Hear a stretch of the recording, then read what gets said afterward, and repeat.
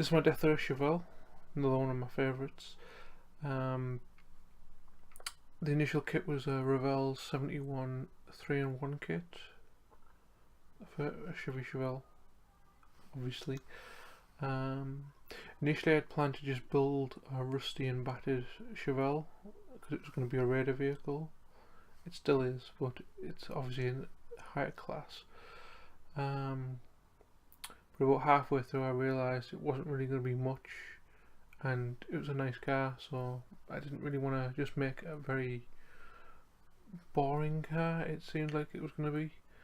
So I had the idea of making my own little version of a death race vehicle. In the web series I hope to produce at some point, the backstory of this vehicle is it's a prize from a death race style competition, but obviously that was like years ago, and obviously this vehicle's had traded hands and has not really been well maintained during the course of its life cycle. This was actually built to go up against the war rig that I'm currently building, as I'd planned to build the war rig and I was thinking of ideas for making up vehicles, and that's kind of why it ended up becoming the Death Race Chevelle. It was because when I had the idea of that truck I was like, this doesn't seem like it's going to have enough to go up against something like that, whereas this, you can clearly see this would have a chance against the truck. Of course I built this first, then I started building the truck. That's just because I didn't have the parts to build the truck at the beginning. Let's go around and talk about some more of the features of this vehicle. I never armoured the wheels on this one, which is something I made up for on the Blue Duster, which is known as Hammerhead, which is the model I built before which is the model I've made a video before this one. This front plow is a front plow from the green one, who make arc parts. I had to make my own little hinges because it's only just wide enough to fit on the front of this car. I also really love the idea of making these headlight mounted machine guns. Just I don't know why, it just seems so fun, which is quite cool. You've got the headlights as well. These headlights I then glued onto this light rack, as it only had these two lights, so I used these headlights on there to kind of give more headlights to the roof lights, sort of thing. And then there's this built up part that went over the exposed engine. Although it was exposed, I kind of thought about making a scoop or something, a very armoured scoop to go over the top, but then I thought, no, all this armour, this thing would overheat quite a lot and you'd want a big hole just so kind of let some of the air in. I mean, the vents here that have been armoured up aren't going to let as much in. I also unfortunately had to cut the armour on the back. Also the addition of some barbed wire, because if this doesn't do anything here, that's going to do something really. Yeah, I'm just going to lift this hood up. Not breaking it. The engine really got some basic weathering, just to kind of show that it's been maintained in the sense that to keep it running, but it's really just not been looked after that well. Yeah, see what I mean? I wouldn't want to break that. And the door opens. Yeah, these doors are my early attempts at hinging. As you can see, there's the other side. Close the door. These were just not meant to have any they're not meant to have any hinges or anything, so I just thought just a little bit of a window just to see out of. No need to put a hinge on there so you can cover it up. Also love the side pipes on this thing. These wheels are from I think it's a 132 scale remote control micro car. I can't remember the brand. I only ever found a set of 4, and I've never been able to find another set. The reason I bought them was they were dead cheap, and I had actually bought them for another model, but unfortunately they wouldn't quite fit that model, so I ended up reusing them on this.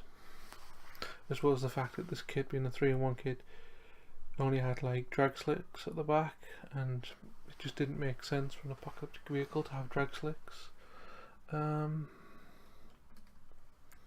Talk about the rear a bit. This is another Plow from that green one. I flipped it upside down and kind of just used it to cover the back. It also has a broken mountain bracket, but kind of made it different. These guns here are from an Orc buggy. I picked up the buggy just to mess around with for parts and found it was like 2 dual machine guns. I added the drums either side because it didn't really have those. I also added this little bit of armor. This rear seat is, if you remember one of my old videos, like when I was talking about built this highway, that bright yellow and grey Pontiac, this is the passenger seat from that vehicle. I'm just going to move the camera a bit to show you some of the interior. Yeah. Okay, so there's a roll cage in there, and if the camera wants to pick it up, there we go. You kind of see the roll cages there, and I've put 2 spare wheels in the back. And there's some other junk such as bag and some ammo crates. We'll go a little bit look inside now.